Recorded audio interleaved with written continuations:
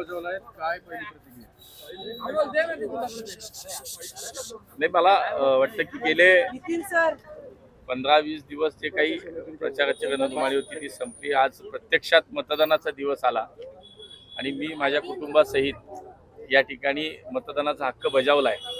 मला विश्वास आहे की मागच्या सगळ्या काळामध्ये पुणे शहरामध्ये भारतीय जनता पार्टीच्या माध्यमातून जे काही काम आम्ही मंडळी करू शकलो, माननीय मोदीजींच्या नेतृत्वात, देवेंद्रजींच्या नेतृत्वामध्ये महापालिकेत 5 वर्ष जे काही आम्ही सगळ्यांनी मिळून काम केलंय, त्यानंतर 2017 ते 22 पर्यंत आम्ही काम केलं आणि त्यानंतर 24ला विधानसभा लोकसभेच्या निवडणुकाही झाल्या आणि मला असं वाटतं की पुणेकरांनी त्यामुळेच पुन्हा एकदा काम करायची संधी आम्हाला विधानसभेत आणि लोकसभेत दिली.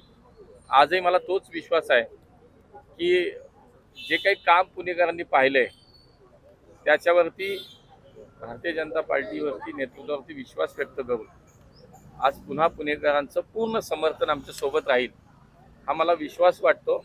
आणि म्हणून आज खरं तर पुणेकरांना सुद्धा मी आज हे आवाहन करेन की जास्तीत जास्त लोकांनी, नागरिकांनी घराच्या बाहेर पडून आपला संविधानाने दिलेला जो आपल्याला अधिकार आहे तो या ठिकाणी आपण बजावला पाहिजे आणि सर्वांनी मतदान केलं पाहिजे. या निवडणुकीमध्ये अजित पवार विरुद्ध मुरलीधर मोहोळ असाच सामना पाहायला मिळाला होता. एकमेकांवरती टीका सुद्धा करण्यात आली.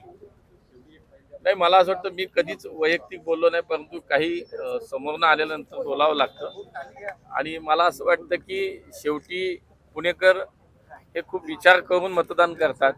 पुणेकर हे सुज्ञ आहेत, पुणेकर हे जाणकार आहेत आणि म्हणून कुठल्याही टीका टिप्पणी खालच्या स्तरावरती जाऊन काही ठिकाणी झाल्या, सोशल मीडिया राष्ट्रवादीवाल्यांचे पार्टीच्या आणि पालकमंत्र्यांच्या सोशल मीडिया टीमनं नको त्या स्तरावरती खाली जाऊन या निवडणुकीमध्ये प्रचार केला.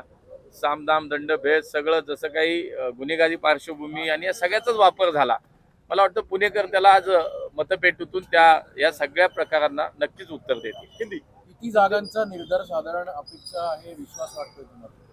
मी जसं म्हणालो की एकूणच आम्ही केलेलं काम आम्ही पुणेकरांसमोर ठेवलं की जे 2014 पासून माननीय मोदीजींचं सरकार पंतप्रधान म्हणून या देशामध्ये त्यांच्या नेतृत्वातलं सरकारने जे काम पुण्यासाठी केलं, देवेंद्रजी मुख्यमंत्री असताना पुण्यासाठीचे अनेक प्रकल्प, अनेक योजना आल्या आणि महापालिकेमध्ये 5 वर्ष जे काही आम्ही सर्वांनी काम केलं असेल हे सगळं पाहता जे काही काम आम्ही केलं हे लोकांसमोर आहे, लोक अनुभवतात.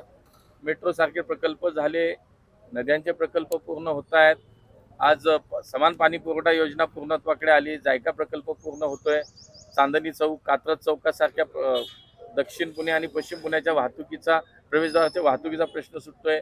PMPMLच्या बसेसमध्ये 1200 ते 1500 नवीन बसेस, अशी असंख्य कामं आमची मागच्या जर विचार केला तर पुणेकरांनी पाहिलंय आणि म्हणून मला विश्वास आहे की पुणेकर हे विकासाला, प्रगतीला आणि या शहराचं आत्ता आणि भविष्याचं म्हणजे पुढच्या पिढीचं सुद्धा भविष्य पुणेकर पाहतात. ते निश्चितपणे कोणाच्या हातात सुरक्षित आहे? मोदीजींच्या नेतृत्वातील देवेंद्रजींच्या मार्गदर्शनाखाली भारतीय जनता पार्टीच्याच हातात सुरक्षित आहे. देवेंद्र हे पुणेकर जाणतात. म्हणून मला असं वाटतं की 120 ते 125 जो काय मी शहरभरात सगळ्या भागामध्ये जो काय फिरलोय, प्रचार झालाय, त्यामुळे मला विश्वास आहे की जो उदंड प्रतिसाद मिळत होता, पुणेकर ठिकठिकाणी जो साथ देत होते, हे सगळं जर पाहिलं तर मला असं वाटतं अत्यंत सकारात्मक वातावरण आहे. त्यामुळे पुणेकर निश्चितपणे आहे त्याच कारभाराच्या हातामध्ये कारभार करायला संधी देतील आणि 120 ते 125 जागा आमच्या नक्की निवडून देतील आणि पुण्याचा महापौर हा भारतीय जनता पार्टीचा पुन्हा होईल. दादा म्हणतात आमचाच महापौर होणार, मला पुण्याच्या पाठिंब्याची गरज भासणार नाही. मला असं वाटतं की आता हे सगळं स्पष्ट होत चाललंय. पाठिंब्याची तर गरज सोडाच, मुळात तो विषयही नाही. पुणेकरांनी हे ठरवलेलं आहे की भारतीय जनता पार्टीचा महापौर होणार.